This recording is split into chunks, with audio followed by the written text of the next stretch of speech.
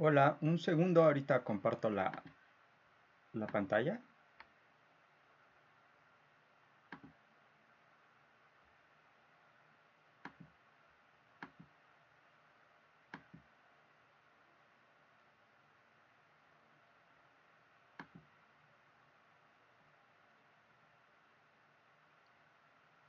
Ok, vamos a continuar con lo que estábamos viendo el miércoles. Aquí, bueno, la idea, recordemos que es utilizar el concepto de estadística bayesiana en los análisis que hemos estado haciendo, ¿no? Que serían nuestros análisis de tipo modelos de regresión, que de hecho lo podemos llevar a modelos lineales generalizados. Básicamente, entonces, habíamos platicado que la idea es calcular la distribución a posteriori basándose en la distribución a priori y en la verosimilitud que vienen siendo los datos. Entonces, bueno, vimos algunos ejemplos de cómo se podía ver pues algunos conceptos de estadística bayesiana, como podría ser la estimación puntual y el cálculo de intervalos de confianza, que en este caso se llaman intervalos de credibilidad. Y también vimos algunas diferencias con respecto a lo clásico. Ahora, en la estimación puntual, básicamente la idea es que nosotros, basado en la distribución a posteriori, calculemos cuál es la media, ¿no? Que vendría siendo la esperanza de la distribución a posteriori, aunque esto depende de la medida que estemos tomando. A esta se le llama una pérdida. No es pérdida como las que habíamos visto en análisis predictivo. Entonces aquí la pérdida es como la diferencia que vamos a tener entre el valor que queremos estimar y el valor real. Y básicamente, dependiendo de esta pérdida, pues nosotros vamos a tener que el estimador puntual bayesiano pues es diferente, ¿no? O sea, si la pérdida es cuadrática, pues es la esperanza de la distribución a posteriori. Si es la pérdida absoluta, o sea, esto en valor absoluto, es la mediana. Y así, o sea, dependiendo de qué tipo de pérdida definas, pues va a ser exactamente qué medida es la que utilizaríamos. En algunos casos, pues podemos calcular esta esperanza de manera, digamos, como analítica, porque sabemos exactamente cuál es la distribución a posteriori. Entonces, en los modelos bayesianos, básicamente lo que nosotros tenemos son modelos que se van a basar pues, en este concepto de dar una distribución a priori para obtener la posteriori, y que pues dependiendo de la distribución y el modelo que demos sobre los datos, pues va a ser justo qué distribuciones nos va a convenir aplicar, tanto en términos de cómo se comportarían los datos como de la priori, y bueno, la posteriori pues más bien depende del cálculo. Es muy usual que usemos unas a priori que se llaman conjugadas, que significa que la distribución que nosotros usamos para la priori coincide con la de la a posteriori, o sea, son de la misma familia. La única cosa que puede cambiar pues son los parámetros, ¿no? O sea, podemos tener unos parámetros en la priori y estos se modifican para la posteriori. Aunque también podemos tener esa presencia de que no haya información como tal, y ahí usamos prioris no informativas. Estas pues son, como el nombre lo indica, distribuciones que como que sería un poco equivalente a pensar que no tienes información al respecto de cómo se comportan tus parámetros, ¿no? Entonces, bueno, hay maneras de construir estos a prioris. Por ejemplo, una de ellas es basándose en este teorema, que es el teorema de Jeffrey, que justo lo que hace pues es para algún modelo decirte cuál es la distribución a priori para generar la conjugada del modelo que deberíamos de utilizar. La distribución conjugada, entonces, bueno, justo a partir de eso, nos va a permitir generar pues una familia de posibles modelos. O sea, depende de cómo se comportan los datos y también de la distribución de la priori, pues cómo le llamamos a los modelitos. Por ejemplo, podemos tener un modelo beta binomial, que sería para un caso donde estamos midiendo éxitos y fracasos, por eso viene la parte binomial. Y la beta pues tiene que ver con la distribución a priori que nosotros vamos a tomar para el único parámetro, ¿no? Que es la probabilidad de éxito. En ese caso pues resulta que la a priori es beta, que tiene sentido porque las probabilidades de éxito son valores entre 0 y 1, y la beta también es una distribución así. Y la posteriori, por ser conjugada, pues nos genera otra beta, donde cambia pues los parámetros. Ahorita les muestro algún ejemplo más de esto. Y bueno, el otro modelo también bastante usado es el normal gamma, que es cuando tus datos pues se supone que se distribuyen normal. Y en términos de la varianza, que en realidad es el inverso de la varianza, nosotros vamos a usar una distribución gamma. Ese es como más similar a lo que vamos a hacer con la regresión. Por ejemplo, en el caso de una distribución que es binomial, o sea, éxitos y fracasos, pues justo pensamos que tenemos una verosimilitud que es binomial, ¿no? O sea, por ejemplo, podríamos pensar que la distribución que estamos realmente teniendo son Bernoullis con una teta que sea la probabilidad de éxito, y entonces la verosimilitud, suponiendo que hay independencia condicional, sería el producto de estas Bernoullis que nos van a generar la binomial. Aquí tenemos que dar una distribución a priori para la beta, por ejemplo, una beta alfa beta, y justo al momento, bueno, alfa y beta son conocidos, ¿no? Son valores que tú das, y justo al momento de que calculamos la posteriori, por ser un modelo conjugado, pues va a ser otra vez una beta. O sea, la diferencia es que el parámetro pues va a cambiar. Ya no va a ser alfa, sino que va a depender de x, que sería el número de éxitos que tengo en los n ensayos. O sea, verías cuántos éxitos tienes en las n observaciones Bernoullis, y eso te diría cómo hay que actualizar el primer parámetro. En cambio, el segundo parámetro está siendo actualizado por el número de fracasos, que es n-x. Y entonces este es un modelo beta binomial, ¿no? Porque la distribución de los datos es binomial, la de la priori es beta y la de la posteriori, por ser conjugado, va a coincidir. Estos cálculos pues, los podemos hacer de forma analítica, ¿no? Lo que tendrían que hacer es obtener la verosimilitud, multiplicarla por la distribución a priori, ya sea que hagan el cálculo completo, donde hagan la división de acuerdo al teorema de Bayes con esa integral, que justo es la que hace que integre uno, la distribución a posteriori, o ya sea que trabajen solamente con la proporcionalidad, pues podemos ver más o menos cómo se comporta y de ahí pues definir o darse cuenta de que efectivamente esta es la distribución. Algo como en este caso, o sea, digamos que podemos tener una distribución a priori con parámetros 29, 29, ¿no? Entonces, aquí resulta que estamos teniendo un experimento donde tenemos éxitos y fracasos y donde hacemos 10 ensayos, ¿no? Por lo tanto, la distribución ya de los datos de forma conjunta, es decir, la verosimilitud, pues nos da una distribución binomial con parámetro 10, que son los 10 ensayos, y teta, pues es el valor que realmente pues lo vamos a modelar, ¿no? Que sería la probabilidad de éxito. Esta probabilidad de éxito, pues entonces le tenemos que asignar una distribución a priori, y esa distribución a priori, pues fue esta que dijimos aquí, ¿no? Ya a partir de eso, o sea, según lo que dijimos, pues la posteriori se va a actualizar de acuerdo al número de éxitos que hayamos tenido. Por ejemplo, supongamos que ustedes tienen una muestra, tus datos, y en los cuales tú dices, ah, bueno, pues tengo 4 éxitos, ¿no? Entonces, bueno, este es tu conocimiento previo, basándose en un modelo para modelar éxitos y fracasos, en este caso de 10 observaciones, pues nosotros podemos saber cómo se modifica la posteriori según la información que yo tengo, ¿no? O sea, estos 4 éxitos que yo obtuve, ¿no? En mi experimento. Y entonces hacemos una actualización como la que vemos aquí. Se actualiza el primer parámetro de acuerdo al número de éxitos y el segundo parámetro de acuerdo al número de fracasos.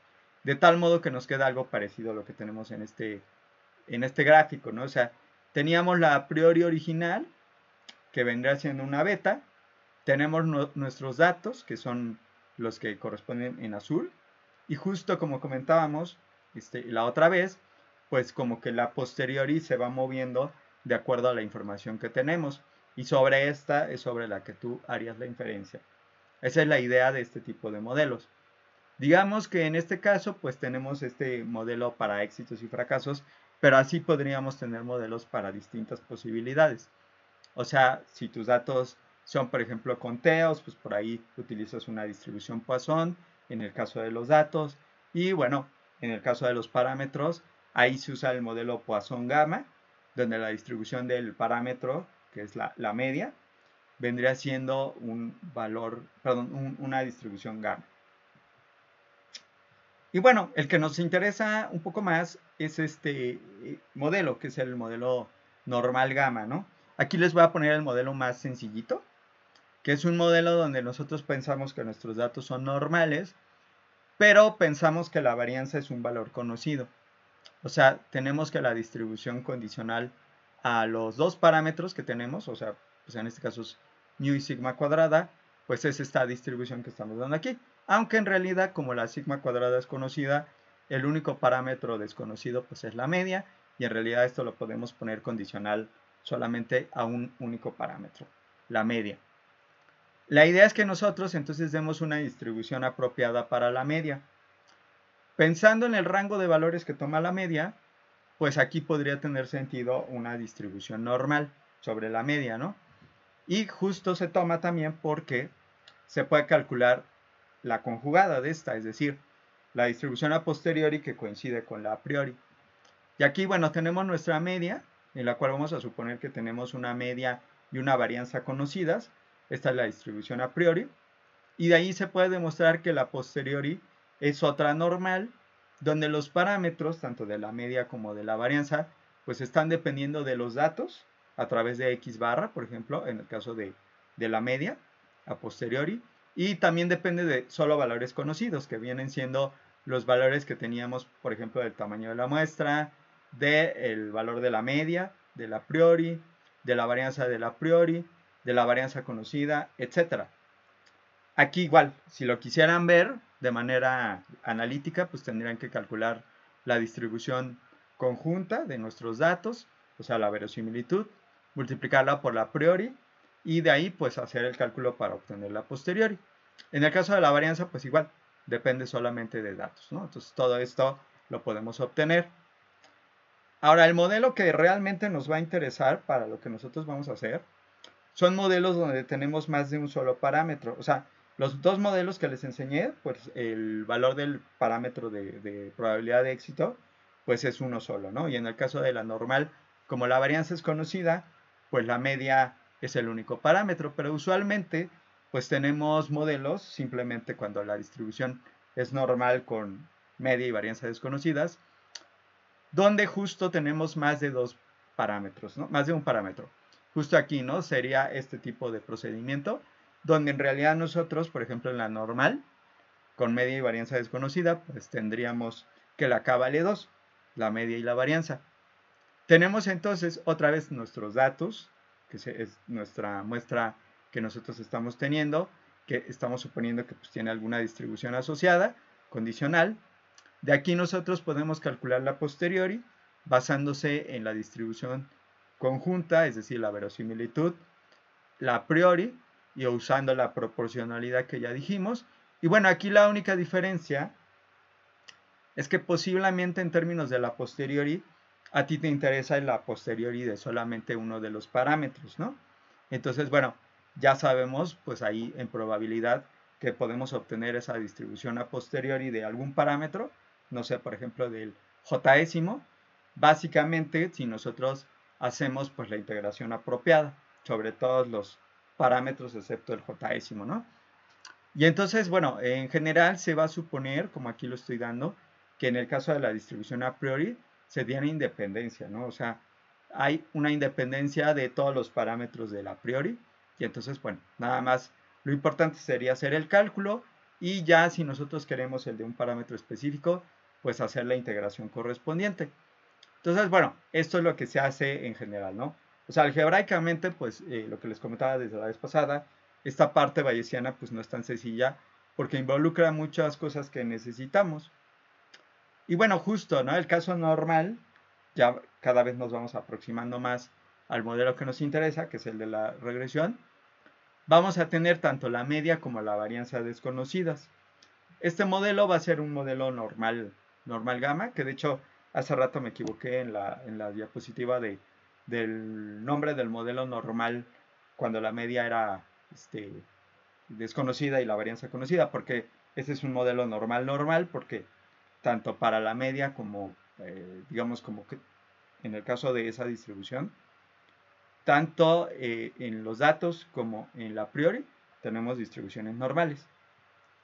En este caso, pues nosotros vamos a pensar que la varianza es desconocida. Entonces ya son dos parámetros. Tenemos que hacer el cálculo, ¿no? De justo la distribución de cada cosa.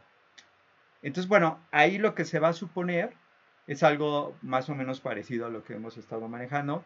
O sea, en términos de la media, vamos a suponer que la media pues va a ser un parámetro que podemos modelar a través de una normal. Hay dos maneras de modelar esto. Una es pensando que hay independencia entre la media y la varianza y que la media tiene una distribución normal y la varianza se le va a dar una distribución que quizá no es tan familiar para ustedes, pero es una distribución gamma inversa. Básicamente, o sea, lo único que te dice eso es que el inverso de la variable aleatoria que es gamma se distribuye de esta forma, ¿no? Gamma inversa. Entonces, bueno, de aquí nosotros vamos a tener esas dos distribuciones, para la media una normal y para la varianza una distribución gamma inversa. Se puede plantear como que estas dos partes son independientes o también se puede plantear como una distribución condicional de la media de la varianza y de la varianza.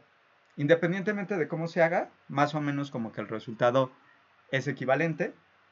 Y lo que va a pasar es que utilizando estas distribuciones se va a poder calcular la distribución a posteriori. Aquí es un poquito diferente porque estamos hablando de dos parámetros. Entonces la distribución a posteriori pues es como aquí. Es una distribución conjunta de estos dos parámetros dado los datos, ¿no? Dado las x. Y bueno, resulta que la distribución a priori y la posteriori son conjugadas porque la a priori, la que resulta de esta combinación de una normal y una gamma inversa, es una distribución de varias variables que, bueno, en particular se le da el nombre de normal gamma inversa. Y la distribución a posteriori, pues justo va a tener también una distribución normal gamma inversa, lo cual se refleja en términos de que las a posterioris de la media y de la varianza van a ser normal y gamma inversa respectivamente. Ahora justo, ¿no? O sea, aquí estas distribuciones pues nosotros las estamos utilizando a propósito porque la a priori y la posteriori coinciden y bueno, esto nos permite que los cálculos sean más sencillos porque lo único que va a cambiar son los parámetros, ¿no? Al momento que calculamos las a posteriori, pues los parámetros que tendríamos de las a priori originales pues se van a modificar. La otra posibilidad es que nosotros tomemos algo no informativo. Cuando tomas algo no informativo, ya sea que lo hagamos de una manera un poco intuitiva, pensando en cómo indicaríamos que algo no es informativo, o basándose en el teorema de Jeffrey, que viene siendo una manera formal de saber cuáles son las distribuciones no informativas, nosotros vamos a obtener distribuciones alternas a las que tenemos en el caso del conjugado. Aunque hay veces que se pueden ligar de alguna manera, eso lo vamos a ver en su aspecto práctico. Por ejemplo, si lo pensamos en términos de la media, ahí nosotros podemos decir, bueno, para que la media tenga una distribución que me diga que no hay nada de información, podríamos pensar que esta densidad asociada a la media es relativamente constante, o sea, es proporcional a una constante, por ejemplo, a 1. Aunque aquí, en este caso, pues tendríamos, desde un punto de vista matemático, que podemos empezar a hablar de integrales impropias, ¿no? ¿Por qué? Porque si yo integro mi densidad, que es esta, sobre todos los reales, pues estoy integrando un valor que sería como un valor 1 y toda el área bajo ese valor de 1, pues obviamente no es una integral que sea un número, ¿no? Sino que va a ser algo de tipo infinito, pero desde el punto de vista bayesiano, aunque sea un extraño, no hay problema, ¿no? Se pueden utilizar estas y ver cómo se obtienen las a posteriori. Y en el caso de la varianza, se va a tener que la distribución no informativa es proporcional al inverso de la varianza, o sea, a la precisión. Y entonces la distribución conjunta, pensando que hay independencia, tiene esta forma. Nosotros lo que hacemos es calcular entonces la distribución a posteriori, o sea, basándose en la priori, multiplicas por la verosimilitud, entonces tenemos la posteriori, y de ahí podemos hacer el cálculo de las distribuciones marginales para la media y la varianza. Ahora aquí estas distribuciones van a tener características bastante interesantes porque se empiezan a ligar con algunos resultados clásicos. O sea, me refiero a la estadística clásica. Por ejemplo, en términos de la distribución a posteriori, bueno, va a coincidir con la que teníamos en el caso informativo, o sea, va a ser una gama inversa con este parámetro alfa y beta. O sea, esto es curioso, ¿no? O sea, lo que me indica esto es que la varianza tiene esta distribución, gamma inversa, o lo que es equivalente a que el inverso de esto tiene una distribución gamma. Sin embargo, en las distribuciones gamma, nosotros podemos calcular la media, ¿no? O sea, la esperanza de una gama. La esperanza de una gama viene siendo el primer parámetro dividido entre el segundo parámetro, alfa entre beta. Y entonces, al momento que nosotros hacemos la división entre alfa y beta, va a resultar que se van a cancelar n-1 entre 2, que viene siendo n el tamaño de la muestra, y se va a cancelar pues esta parte también de la beta, y solo me va a sobrevivir S cuadrada, que de hecho S cuadrada es nuestro estimador tradicional de la varianza, que es justo la suma de los valores que tenemos de las x's menos su media al cuadrado entre n-1, el estimador insesgado básico de la varianza. Entonces ahí empezamos a ver cómo lo no informativo y lo informativo se empiezan a como que a ligar, ¿no? O sea, digamos que esta parte no informativa nos está indicando que, pues sí, vamos a tener una distribución a posteriori, pero su media va más o menos a coincidir con la que nosotros tenemos en la estadística clásica. Y bueno, en el caso de la distribución a posteriori para la media, esta era la de la varianza, ¿no? En el caso de la media, nosotros vamos a tener una distribución que va a ser una normal. O sea, tenía que ser, ¿no? Porque la distribución... Ah, no, en este caso no, perdón. En este caso entonces va a coincidir con el caso conjugado, donde la posteriori pues, es normal. Otra vez puede coincidir esto con lo bayesiano, digo con lo clásico. Porque aquí tenemos que el valor esperado coincide con el valor de la media, ¿no? El valor que ustedes tradicionalmente usan para estimar una media, ¿no? Desde la perspectiva clásica. Y la varianza de x barra, también desde la perspectiva clásica, es sigma cuadrada entre n, que justo es lo que tenemos aquí, ¿no? O sea, como que, digamos que empezamos a ver estos resultados que son muy similares, ¿no? Y justo es la idea de lo no informativo, empezar a hacer esa liga. Aunque claro, o sea, si vas a usar algo no informativo, bueno, pues a lo mejor ahí la parte bayesiana pues, no fue tan necesaria, ¿no? A menos que por alguna razón tú pienses que es más apropiado. Entonces, bueno, esto es en términos de esta distribución. Ay, perdón. Ah, ay, no sé qué hice. Creo que esto está como extraño. O sea que como que no veo al final. Es que no veo al final de la pantalla. No sé por qué. Creo que sí, como que se medio atoró el PDF. Entonces, bueno, lo que les digo, ¿no? O sea, al final nosotros, o sea, lo que tenemos es que muchos de los resultados que tenemos clásicos no, sigue como atorado. Van a coincidir con la parte bayesiana, ¿no? Y eso es pues bastante normal cuando tenemos estas cosas no informativas. Entonces, ay, es que no alcanzo a ver que ella está abajo. Ese es el problema.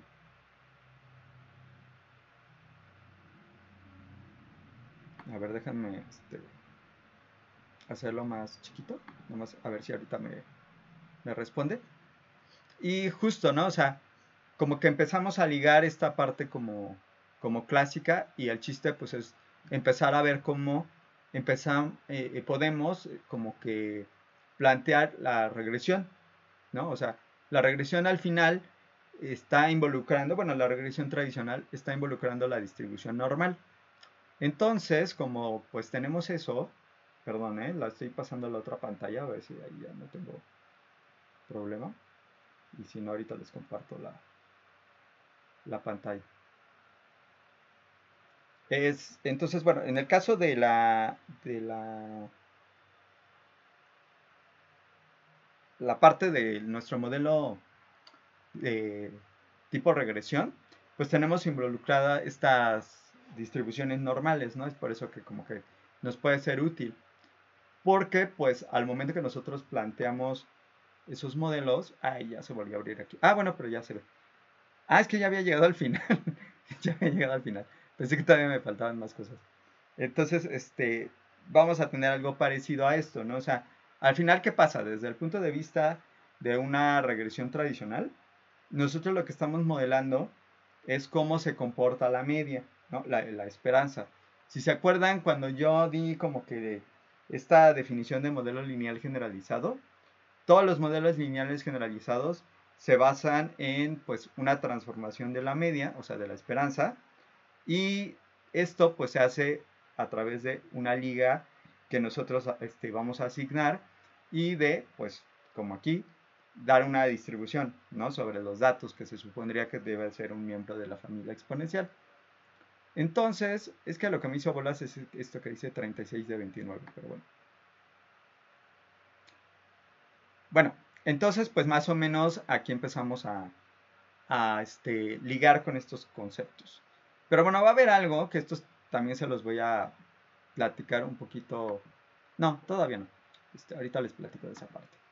Digamos que esto, pues ustedes sí ya lo conocen, ¿no? Son nuestros modelos, que son los modelos de regresión, que lo podemos ver con el punto de vista de modelo lineal generalizado, como la función liga aplicado sobre la esperanza, ¿no?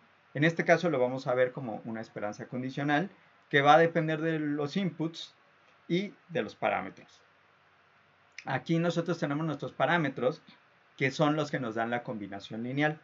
Nuestras y son miembros de la familia exponencial, en particular cuando cuando la y es una distribución normal, la g vendría siendo la identidad, eso ya lo hemos platicado, y entonces estás diciendo que la esperanza es la que tiene una expresión de tipo lineal. Esto lo podemos dar de forma equivalente a través de esta como manera de decirlo, ¿no? Con la distribución.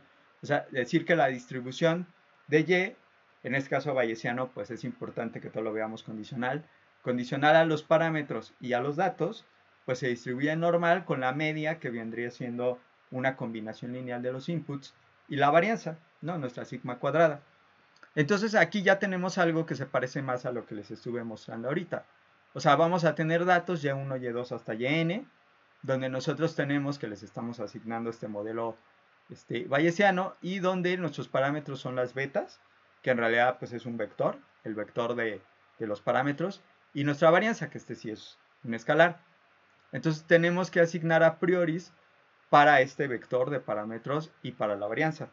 Y justo se puede proceder de una manera informativa o de una manera no informativa, ¿no? Entonces, la manera informativa, pues tratamos justo de aplicar algo de tipo conjugado, porque pues esto siempre nos va a ayudar, ¿no? Entonces, en el caso no informativo, otra vez vamos a poder hacer ligas con respecto a lo que vemos con la estadística clásica, aunque es un poquito más complejo, ¿no? O sea, lo que va a pasar es que desde el punto de vista de los coeficientes, la distribución impropia, otra vez es muy parecida a la que estábamos platicando hace rato, donde la no información nos diría que pues todos los parámetros tienen una distribución que es proporcional a una constante, como que no tenemos una información que nos haga pensar que algún parámetro es preferible a otro, ¿no? De los coeficientes.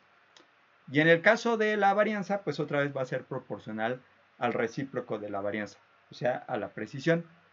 Otra vez podríamos calcular, pensando en que estas dos son independientes, la probabilidad a priori conjunta, multiplicar por la verosimilitud, basándose en lo que teníamos justo acá arriba.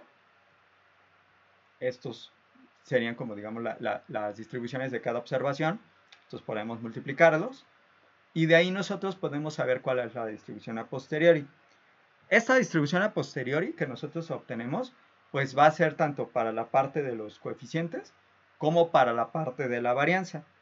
Y en el caso de los coeficientes, va a resultar que la distribución a posteriori, o sea, la que tendríamos condicional a los datos, o sea, tanto a los inputs como a los outputs, se puede demostrar que es una distribución t-student, pero es t-student diferente a las que nosotros conocemos tradicionalmente. Primero porque la beta es un vector, ¿no? O sea, la beta es un vector, ¿no? Entonces, la distribución T de la que estamos hablando es una distribución T multivariada, no es una distribución univariada. Tenemos grados de libertad como una distribución T, que de hecho se parece mucho a la que teníamos en nuestro caso clásico, que vendría siendo el número de observaciones menos el número de parámetros que tenemos en el modelo. Si recuerdan, pues era la distribución que teníamos asociadas a estos coeficientes. Bueno, claro, en ese caso pues era la distribución que teníamos asociada a uno de los coeficientes, ¿no? O sea, en el caso de la beta gorro, pues ahí teníamos la distribución normal, porque era combinación lineal del modelo, que depende de cosas normales. Pero bueno, en el caso de la distribución asociada a los parámetros, por ahí veíamos en nuestra prueba T, que de hecho pues, era una prueba para eso, que podíamos asignar una distribución T-student, ¿no? Con n-k grados de libertad. Que básicamente, pues aquí se está llevando a un caso muchísimo más general, porque la distribución T, pues es una distribución multivariada, cuya media corresponde a los valores que conocemos en la estadística clásica, que son los estimadores por mínimos cuadrados ordinarios. Digamos que el valor esperado que tiene tu distribución T va a coincidir con el valor que nosotros tenemos desde el punto de vista clásico. Y en el caso de la variación, o sea, el primer parámetro de esta T tiene que ver con la parte de nuestro valor donde nos estamos centrando, y el segundo tiene que ver con la variación. También va a tener asociada pues la matriz de varianzas y covarianzas que calculamos para la varianza de beta gorra. Esa la calculamos desde el punto de vista clásico, y esta que tenemos aquí va a ser exactamente la misma, ¿no?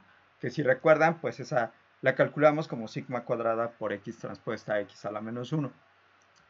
Entonces, esto nos estaría indicando que, bueno, desde el punto de vista, digamos que bayesiano, al menos la esperanza coincide con el valor que nosotros vamos a tener de mínimos cuadrados ordinarios.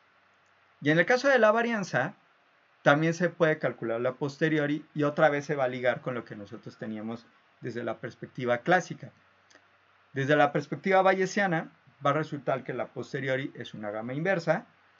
Aquí tenemos dos parámetros, alfa y beta. Bueno, esto es equivalente a que el recíproco, 1 entre sigma cuadrada, sea gamma. Y los parámetros de esta nueva distribución obtenida posteriori, pues son alfa y beta con estos valores. Y si nos fijamos, aquí estamos involucrando el estimador también clásico de la varianza, que es la suma residual entre el número de observaciones menos el número de parámetros. Entonces, si ustedes lo piensan, la esperanza de esta distribución, que es la gamma, o de la gama inversa, es igual, viene siendo el primer parámetro dividido entre el segundo, y que justo nos dice, bueno, pues el estimador que tú vas a tener, bueno, más bien, la esperanza de la a posteriori que tú vas a tener va a coincidir con el inverso de la varianza, ¿no? O en otras palabras, la varianza pues va a tener una esperanza que va a ser más o menos similar a la que nosotros tendríamos desde la perspectiva clásica, nuestro estimador clásico de varianza.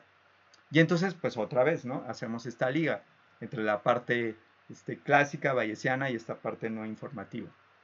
Justo por eso es como no informativo. Y en el caso de la posteriori, para cuando tenemos algo conjugado, pues ahí sí se complica bastante, mucho todas estas cosas, ¿no? De hecho, en general eso es la dificultad en lo bayesiano. Las distribuciones, muchas de ellas pues, no son tan familiares, algunas sí, otras no tanto, pero reflejan algunas cosas que sí son más o menos parecido a lo que se tiene en la parte clásica. ¿Qué tendríamos que hacer aquí? Desde la perspectiva bayesiana, tenemos que dar una distribución que sería nuestra distribución a priori, ¿no? Que justo vamos a pensar que la distribución a priori pues sea una normal, ¿no? Para el caso de la beta. Aunque aquí, bueno, la estoy condicionando a la varianza, ¿no? Como más o menos lo habíamos platicado hace rato para el caso de, digamos, de datos normales sin necesidad de tener una regresión. Y aquí nosotros a estas betas, que es un vector, en lugar de que como antes le diéramos como que esta cosa de que no fuera informativo y que fuera proporcional a una constante, aquí le vamos a asignar una distribución normal la cual tiene sentido porque las betas toman valores de menos infinito a infinito, y tenemos que dar parámetros conocidos, ¿no? Por ejemplo, aquí sería un vector de valores de las betas, digamos que tú tendrías que asignar, ¿no? Un conocimiento previo de cómo se comportarían las betas.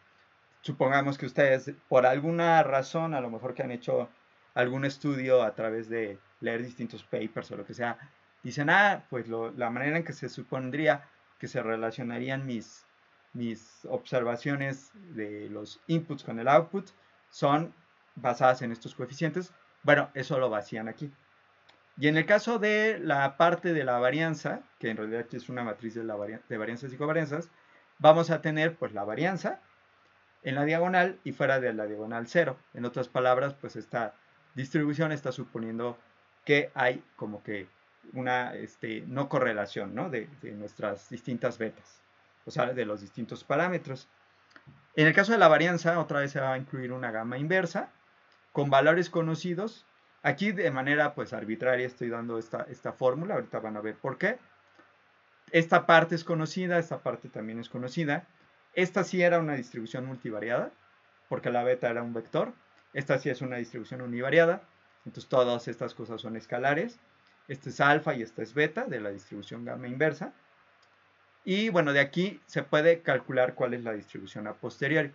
Por ejemplo, en el caso de la varianza, va a ser una gamma inversa, por eso es un modelo conjugado. Y si nos fijamos, es parecido a lo que teníamos aquí arriba, pero tiene ciertas modificaciones, más o menos como lo que les mostré con la beta, en el modelo beta binomial. Aquí tenemos como que el 1 medio a menos k que teníamos acá arriba, este de aquí, pero le estamos modificando con un medio por n menos 1, ¿no? Que es esta otra parte que tenemos acá. Y bueno, este más 1 no lo tenemos. O sea, es como una modificación. No es cierto, sí lo tenemos. Es como una modificación que te indica, o sea, qué tanto esta información que nosotros tenemos va a mover a la posteriori, ¿no? ¿Qué tanto la mueve? Bueno, pues si teníamos esto originalmente, la mueve en un medio por n a la menos, por n menos 1, ¿no? Que es lo que tenemos acá. Y en el caso de la segunda parte, también se va a comportar pues basado en nuestro estimador de la varianza tradicional, aunque sí están involucrados las cosas que tenemos aquí, ¿no? Estos que tenemos acá, pues sí se van a incluir dentro de nuestro segundo nuestro segundo parámetro, ¿no? Y si calculamos la esperanza de esta gama inversa, bueno, no va a coincidir con la varianza, sigma gorro al cuadrado. O sea, ya no va a ser la varianza tradicional, sino que es la varianza tradicional o una función de la varianza tradicional como que movida, ¿no?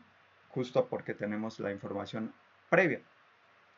Y en el caso de la posteriori, otra vez vamos a tener una distribución t-student multivariada, pero otra vez, o sea, tanto los grados de libertad, que ya pues antes se tenían como n-k, como otras partes se van a modificar. Aquí, por ejemplo, se modificaron de esta forma. También se modifica nuestra media, ya no va a ser la beta gorro tradicional de nuestra estadística clásica, aunque por ahí tenemos como que una cierta función de esa beta gorro. Y en el caso de nuestra parte asociada a nuestra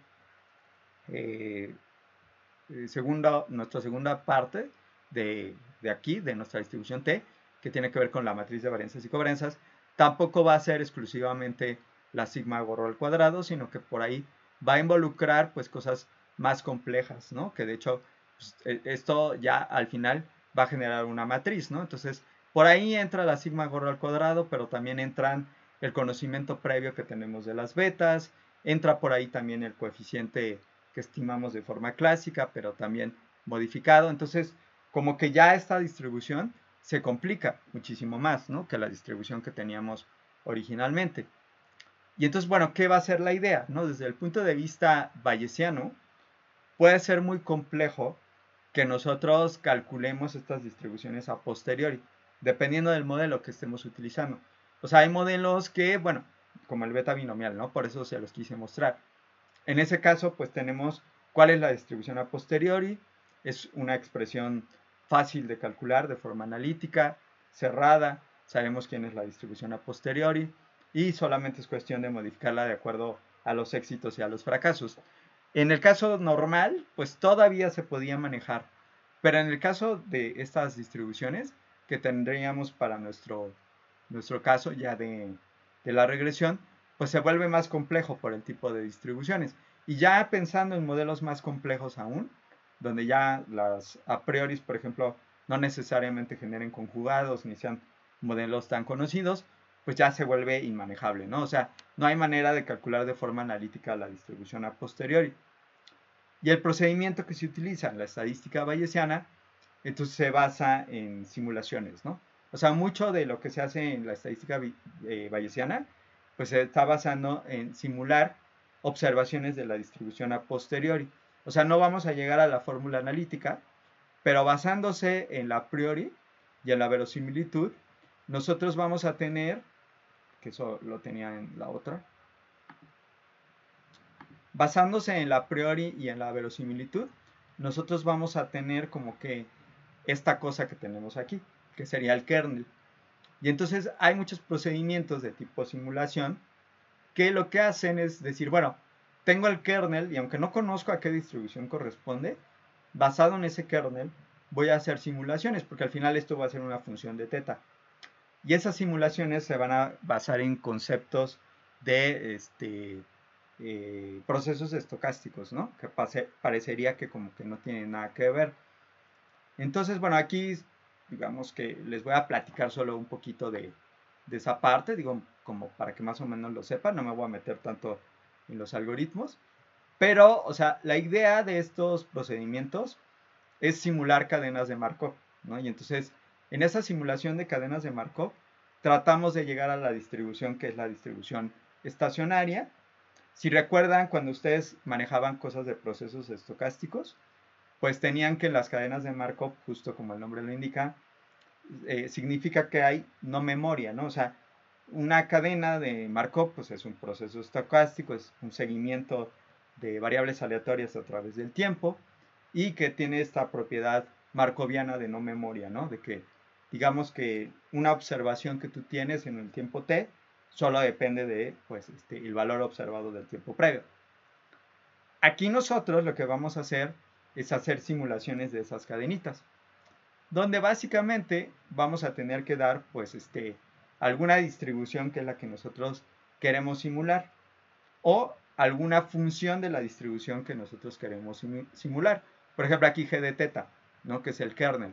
No tenemos la p de teta para la posteriori porque pues, es muy complicado calcularla analíticamente, pero al menos tenemos una g de teta, que es la verosimilitud por la a priori. Eso sí lo podemos hacer, es una multiplicación nada más. Y entonces basándose en eso, es como posible que nosotros hagamos simulación de estas cadenas de Markov. Entonces tienen esta propiedad de no memoria, se van generando a través de el tiempo variables aleatorias que eventualmente se supondría que nos generarían observaciones de la distribución que queremos simular. En nuestro caso la posteriori, o bueno, aquí como se está viendo para P de teta, ¿no? P de teta, pues una distribución cualquiera. Entonces, bueno, en particular nosotros pues, lo vamos a aplicar para la posteriori. No sé, por ejemplo, si tuviéramos un modelo como este, que no es un modelo tan familiar, donde la y condicional a la media tiene una distribución normal con media mu y varianza 1, o sea, la varianza es conocida. Hasta aquí todo va bien. Digamos que tenemos un modelo sencillo porque es de un solo parámetro. Sin embargo, en este caso, nosotros no vamos a suponer que la media se distribuye como una normal, sino que le vamos a asignar una distribución t con un grado de libertad, que es equivalente a una distribución Cauchy. Esta distribución t con un grado de libertad, bueno, ya no es la distribución tradicional, ¿no? Que utilizábamos, la normal, que nos generaba el modelo normal. Y sí tiene sentido usar este tipo de distribuciones, porque hay veces que tenemos que, en algunos casos, pues la distribución que podemos utilizar no es la normal porque tenemos colas pesadas. O sea, en los extremos de la distribución todavía se acumula una cantidad de distribución importante. Y entonces en este caso, pues es difícil que nosotros calculemos la posteriori, pero sin mucho problema podemos calcular el producto de estas distribuciones normales, pensando que hay independencia, y de ahí, pues pensando en esa independencia, podemos multiplicar por la distribución t con un grado de libertad. y se demuestra que el kernel pues tiene esta forma que estamos viendo aquí. Entonces, esta es una distribución que nosotros vamos a generar, pues, digamos, a posteriori, y que nosotros, pues, no vamos a saber exactamente quién es, ¿no? O sea, no sabemos si es una gamma, si es una Cauchy o si es alguna otra cosa. Solamente tenemos este kernel. Y basándose en el kernel, con las simulaciones, vamos a lograr simular elementos de la distribución a posteriori con esas cadenas de Markov. Entonces, ¿qué necesitamos? Pues ir utilizando la información que tenemos, que es una función de una sola variable, nuestra gmu, y empezar a hacer las simulaciones de las cadenitas. Hay varios algoritmos que se pueden utilizar para eso. Uno de los más conocidos es el de Metropolis Hastings. Básicamente la idea es como que tú vayas proponiendo posibles elementos que correspondan a la distribución a posteriori. Y estos se proponen de forma estocástica, ¿no? O sea, tú generas como que propuestas de posibilidades de la distribución que nosotros estamos buscando, empezando con un valor inicial, que sería como de donde inicia tu cadenita. De ahí nosotros necesitamos generar un número de observaciones de esa cadena. Ahí es donde nosotros tenemos que dar una propuesta, ¿no? Decir, bueno, yo propongo que el valor que nosotros vamos a dar, que se supone pertenecería a la distribución a posteriori, o al menos que pues tiene la característica de que pues su kernel es el que estamos buscando, pues sería basado en alguna distribución. Podría ser una normal, por ejemplo, ¿no? Que justo por esta cosa como markoviana, lo que va a pasar es que esta propuesta que nosotros vamos a hacer va a depender del valor que nosotros hayamos calculado en el momento previo, ¿no? O sea, digamos en el tiempo previo o en la observación en el tiempo anterior. Haciendo esta propuesta, digo, a lo mejor aquí suena como que es magia, pero bueno, se demuestra que sí, podemos hacer el cálculo de un valor alfa que se va a basar en la forma de esta función que tú estás utilizando para la propuesta y también se va a basar en el kernel que tú tienes, ¿no? Ha evaluado en el valor del tiempo actual, o sea, el que estás proponiendo y el que teníamos del tiempo previo. Ya que haces este cálculo, dependiendo del valor que obtengamos, nosotros vamos a decir si aceptamos o no aceptamos esta propuesta.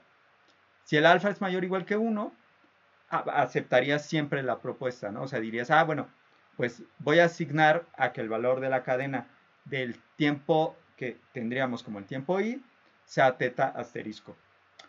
Si nosotros tenemos que la alfa está entre 0 y 1, ahí la selección se va a hacer aleatoria. O sea, puede ser que sí se acepte o que no se acepte ese candidato. Y si sí se acepta, con la probabilidad alfa, justo la alfa nos va a servir para saber si aceptamos o no, pues entonces nos movemos en la cadena a que teta asterisco pues ahora toma el valor ti y en caso contrario pues seguimos con el mismo valor que ya teníamos propuesto.